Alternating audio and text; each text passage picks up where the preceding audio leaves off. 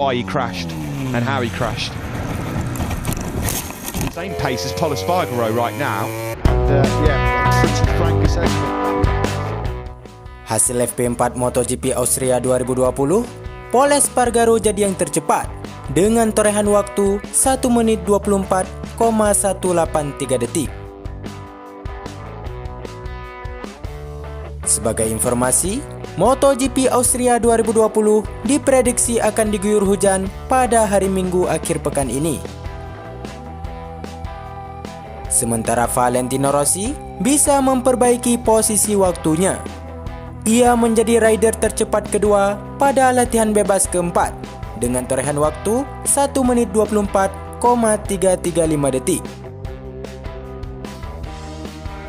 Sementara posisi ketiga, Andrea Dovizioso dari tim Ducati dengan torehan waktu 1 menit 24,405 detik. Berikut hasil cuplikan FP4 MotoGP Austria 2020. And there's so much more to come. Dovi goes second. Italy had just won the World Cup in football. I don't think you'll see celebrations like that. Of course, they'd be delighted if Dovi won both. Would have sounded just a couple of weeks ago. It would not surprise you in the slightest if they didn't pick Lorenzo. Wouldn't be so. The conventional wisdom would suggest it's just going to be a straight swap. Up goes Pecco Bagnaia, and then Frank Ducati can pick maybe a hot young talent out of Moto, a little bit more experience. Possibly, yeah. On the bigger bikes. There's a bunch of riders in that Moto2 World Championship, though, that you could potentially say have got an opportunity of making their way through. Carcioso, can Aprilia? Well, this is where Aprilia have got to get the checkbook out, go for it, because they're never going to have a better chance to sign. Who's just been brilliant so far all weekend, the number 88. Then it's a couple of Yamahas in Quartararo and Vignales. Miller is 8th, Morbidelli 9th, Rossi 10th.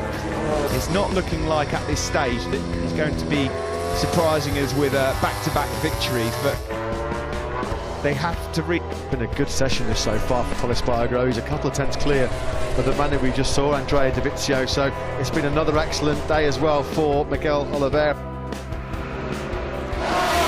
Further down the order, Petrucci 12th and Nakagami, Rins, Alex Marquez. Showing the Yamaha SRT goes. The first time in 22 races as the Yamaha ride that Franco Morbidelli was the top man on an M1 over the line. Yeah. Thing I requested from the boys, apparently it's coming now. Well, it's on our screen. Yeah. So let's have a look. Distance. So in theory, all of the Yamaha riders have access to that. It's just Quartararo at the moment using it. Yeah, guys, I mean, he explained, Quartararo, obviously he's persevered and found it, you know, that he can work. Jack's proved that you can do it. It's just, I totally understand. If you get distracted by something, you get down out of turn one, it's got to help in that area as well to lower the centre of gravity. Yeah, it has to. Thanks very much for your observation, Si. Jack Morandillo and Petrucci were using that a long time ago around Buriram Motegi time last year. This is Taka Nakagami in his first run. He's percent fit, Taka Nakagami. Super impressed at the moment with Pol Espargaro in this session. He's reading off a lot of consistent laps, all that anger into positive energy. Well, he's been brilliant so far in this FP4 session. At the moment, nobody within 2/10 of this man, the number 44. I think everybody matter, but there's no way Johan Zarco deliberately tried to punt. No, and at the end of the day, Steve, it was Pol's mistake running in hot at the first corner that put him into that position whereby the collision was called. There's nothing wrong with the top speed of that KTM. They might not quite have the speed and the legs of the Ducati here, but they're making big progress, not just in terms of horsepower. This could be a golden week for KTM. I mean, race winners for the first time in the Premier Class in Brno 6 days ago. The Red Bull Ring for KTM. Alex Rins has got some really good rhythm going here as well. It's so impressive from the number 42. He said yesterday, it shows what you can do when you put your mind and body to full concentration, because his performances have been astonishing. Who are currently 4th and 5th.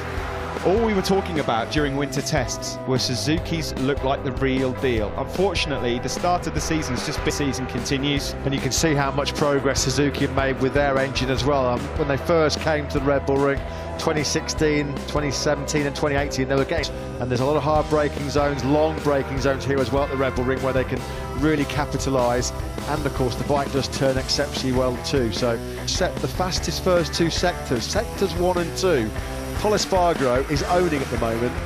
Well, it's quite clear right now, Matt, that Pol Espargaro... The awful 30 seconds. Is that at turn 9 at the as same well? corner? It looks like the same corner, doesn't it? Rather, yet again, I've lost count how many times he set the fastest first sector.